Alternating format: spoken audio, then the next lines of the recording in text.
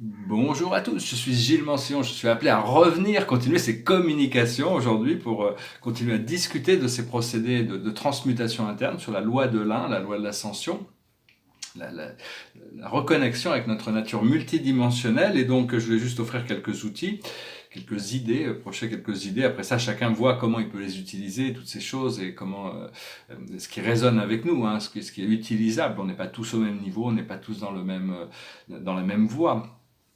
Et donc je veux juste commencer par dire, on peut pas aller en arrière de toute manière. Même si on a l'impression d'aller en arrière, même si on fait des choses qui nous font reculer, ça ne fait que ralentir notre procédé. Il y a des choses qui accélèrent notre procédé, des choses qui ralentissent l'évolution, notre évolution. Mais on ne peut pas aller en arrière de l'évolution, on ne peut pas dévoluer. Donc ce qu'il y a, c'est que bon, il faut essayer de faire le maximum pour essayer d'avancer le plus vite possible. Cela dit, on ne peut pas, l'évolution prend du temps, on ne peut pas accélérer notre procédé d'évolution, on ne peut que s'aligner. Moi, j'ai l'impression que tout ce que je peux faire aujourd'hui pour promouvoir mon art, essayer de le vendre, c'est complètement, ça retarde mon procédé d'alignement qui va me permettre de me retrouver confortable dans une position où je vais pouvoir le vendre et le promouvoir beaucoup plus confortablement. Donc je suis obligé de faire certains sacrifices. Cela dit, bon, si quelqu'un me fait une offre acceptable sur une œuvre d'art, je vais l'accepter parce que bon, j'ai pas le choix.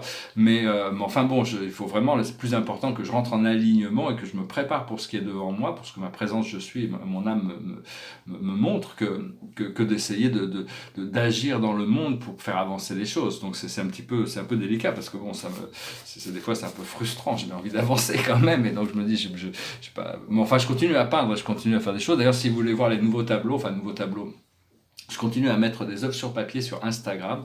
C'est des œuvres que je vends pas trop cher, hein, donc bon, c'est encore bientôt je vais devoir monter mes prix. Mais enfin bon, si vous êtes intéressé, laissez-moi savoir. Ces œuvres sur papier, c'est des choses très diverses, des fois plus. Et je m'aperçois qu'il y a des choses qui n'ont rien à voir avec ma production principale, qui plaisent énormément à certaines personnes. C'est-à-dire que bon, il y a toutes sortes de choses un peu très très diverses. Donc là, il en faut pour tous les goûts, hein.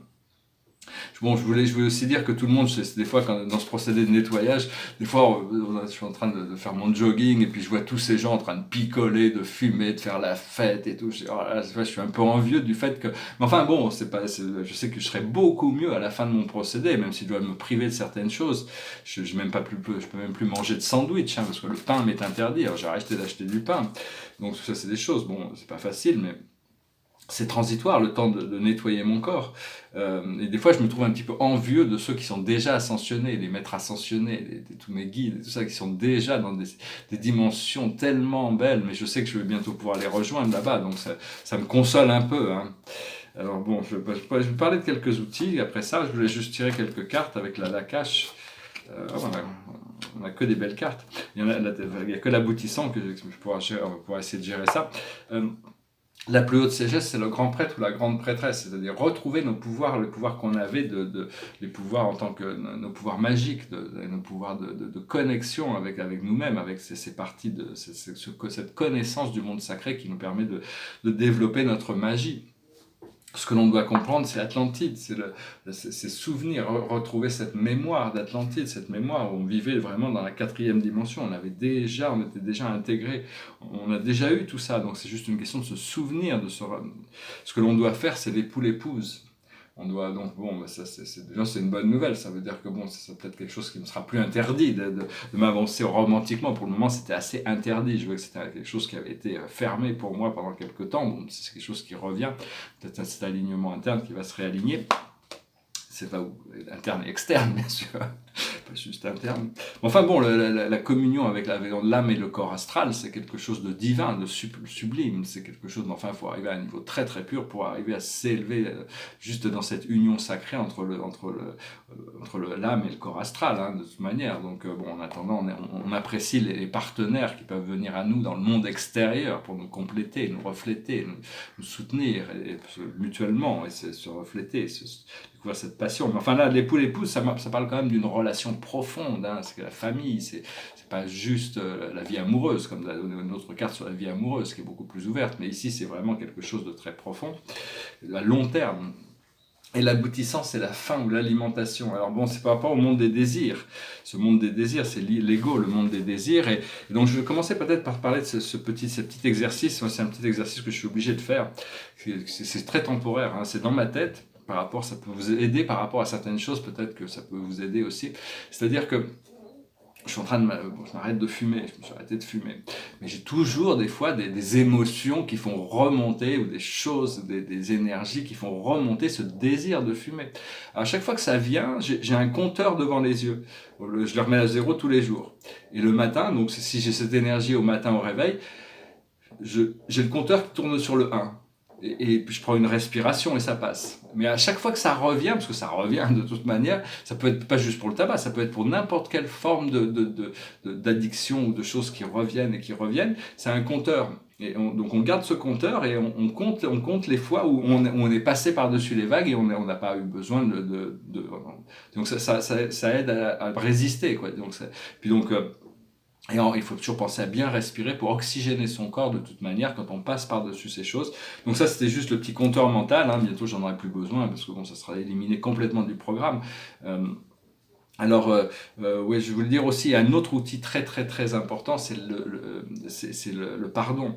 Parce qu'on doit faire face à nos mémoires passées, à toutes nos mémoires, nos vies passées, mais notre vie passée ici, déjà sur Terre, dans cette incarnation, mais toutes nos autres vies passées. Et toutes ces mémoires, on a besoin d'utiliser le pardon encore et encore et encore et encore, que ce soit vis-à-vis de nous-mêmes ou vis-à-vis des autres, parce qu'on a tous fait des erreurs, on a tous des choses qu'on aurait pu faire mieux, quoi, disons, parce qu'on n'était pas prêt à faire les choses mieux que ça. Et tout le monde, je pense qu'il ne va pas y avoir d'exception, personne n'a été parfait dans sa vie. Quand on arrive à la perfection, on n'a plus besoin d'être là, en gros. Mais donc pour arriver à harmoniser le karma, il faut toujours, l'outil c'est vraiment d'utiliser le pardon, c'est-à-dire pas de culpabilité et pas de reproche. Il faut arrêter de se culpabiliser ou de se reprocher des choses, arrêter de culpabiliser les autres ou de leur reprocher des choses pour les erreurs, parce que tout le monde fait des erreurs. L'évolution prend du temps.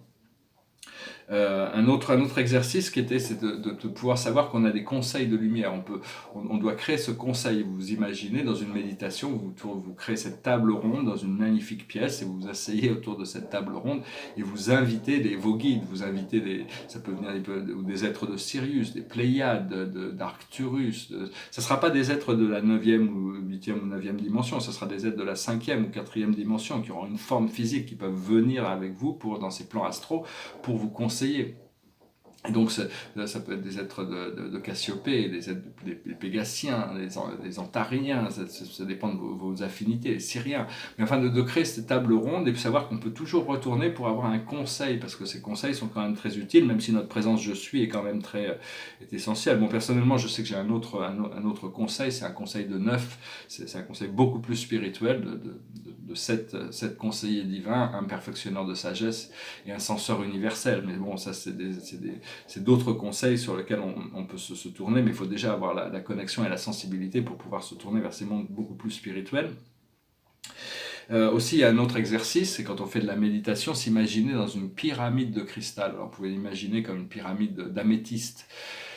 Vous rentrez dans cette pyramide d'améthyste, vous la voyez, elle est très belle, et vous rentrez dans cette pyramide d'améthyste, et au milieu de cette pyramide d'améthyste, il y a un très beau siège avec un très beau coussin, et vous asseyez dessus, et devant vous, il y a une magnifique fontaine, c'est avec de l'eau, c'est pas de l'eau, c'est du nectar éternel, et là, vous pouvez inviter un de vos guides, ou un maître ascensionné, Saint-Germain, Saint-Nanda, ou l'archange Michael, l'archange Gabriel, l'archange Uriel, Zadkiel, peu importe qui vous compte, choisissez quelqu'un pour vous assister dans ce procédé, et vous asseyez sur le coussin et vous lui demandez de prendre la coupe, de remplir cette coupe de la fontaine, et il vous donne cette coupe et vous visualisez que ce nectar rentre dans votre corps. C'est un nectar qui vous régénère tout le corps physique, et ça il faut le faire tous les jours. Alors, c'est un exercice qui peut être très utile de continuer à travailler avec ça dans cette pyramide de cristal, continuer à se visualiser à l'intérieur des pyramides de cristal. Ces pyramides peuvent changer, elles sont complètement malléables, elles sont toujours en transformation, parce qu'il y a cette fontaine, mais vous pouvez imaginer n'importe quoi dedans. Elles peuvent grandir, c'est des pyramides éthériques. Alors, je voulais souhaiter un bon anniversaire à tous les béliers, bien sûr, on est rentré dans ce début, dans ce printemps. Donc, un autre exercice important, c'est de pouvoir savoir qu'on a... c'est de prendre des douches éthériques. C'est-à-dire, on a un corps éthérique avec de la lumière éthérique, avec de l'énergie éthérique, on doit pouvoir nettoyer tout ce corps éthérique régulièrement, hein, vraiment pour pouvoir se débarrasser de toutes sortes d'impuretés qui peuvent s'accrocher à nous. Donc voilà, hein, je pense que voilà, c'est ce que je voulais couvrir un petit peu dans cette vidéo, quelques exercices. J'espère que vous avez trouvé ça intéressant, que vous pouvez les mettre en pratique, hein, prenez des notes, vous n'oubliez pas, essayez de voir comment vous pouvez organiser ça. Derrière moi, c'est deux tableaux, c'est un tableau qui s'appelle Namo Amitabha, ça s'appelle l'été, puis j'en avais un autre qui s'appelle le printemps, que j'ai vendu, qui est dans une collection privée sur la Côte d'Azur. Et c'est des tableaux qui sont sur plastique. Alors c'est des tableaux, c'est sur l'invocation Namo Amitabha, Amitabha étant le nom mantrique du Bouddha de la lumière infinie, Namo voulant dire salutation référentielle à Amitabha. Ils sont assez fragiles parce qu'ils sont sur plastique, hein, donc enfin ils sont assez beaux, hein, je trouve très beaux, l'autre est très bien aussi. Et celui-là, c'est un tableau de 2002, c'est sur les 7 grandes familles spirituelles, c'est un autre tableau sur ces concepts célestes, hein, des 7 grandes familles spirituelles, la compagnie du ciel. Moi, j'essaie de finir avec une chanson. C'est une chanson, je crois que je la connais par cœur. À force de chanter, je finis par connaître les chansons par cœur. C'est mieux de chanter les chansons quand on les connaît par cœur. Celle-là, elle est assez facile à se souvenir. C'est une chanson un peu cosmique quand même. Elle goes like this. Fly me to the moon and let me play among the stars. Let me see what spring is like on Jupiter and Mars. In other words, take my hand. In other words, baby, kiss me. Fill my heart with songs and let me sing forevermore. You are all I long for, all I worship and adore. In other words, please be true. In other words, I love you. Voilà, hein, c'était une petite chanson de Frank Sinatra. Voilà, c'est la dernière carte finalement pour le dernier message, c'est le 7 d'Ariel. Vous avez fait de bons investissements, soyez patient. On finit toujours par récolter ce que l'on sème. Profitez de chaque expérience pour faire de nouveaux projets. Donc toutes sortes de nouvelles choses s'offrent à nous, donc il faut être prêt. Voilà, je vous remercie, je vous souhaite une excellente journée, et puis je vous dis à très bientôt, namasté.